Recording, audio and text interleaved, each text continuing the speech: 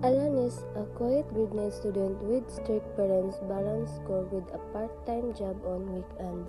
Landon, hardworking and active in church, worked as a mechanic and fisherman while continuing his studies, already familiar with Alanis' family through church. Alanis messaged Landon for help with an English assignment, which led to a friendly exchange and the beginning of deeper conversations. As they continued chatting, their relationship grew more personal and emotional, eventually leading them to fall in love. One evening, Landon tried to confess something, but Alanis had already fallen asleep and missed his message.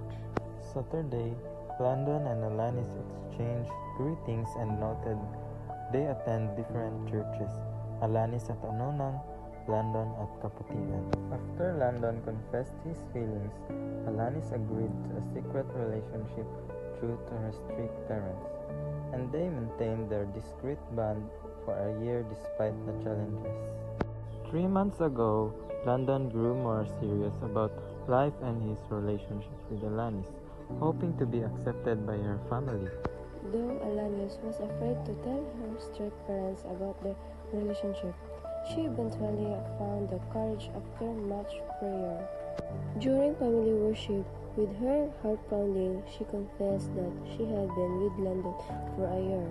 Her mother responded gently while her father was silent at first, but eventually asked to meet Landon the next day.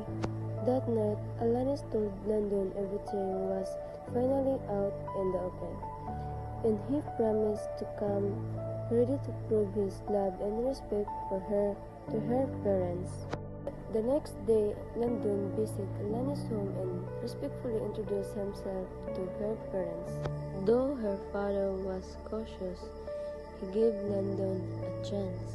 Over the next few months, Landon's consistent character and active involvement in church slowly gained her father's trust, and Alanis was deeply moved as she saw him beginning to welcome and believe in the man she loved.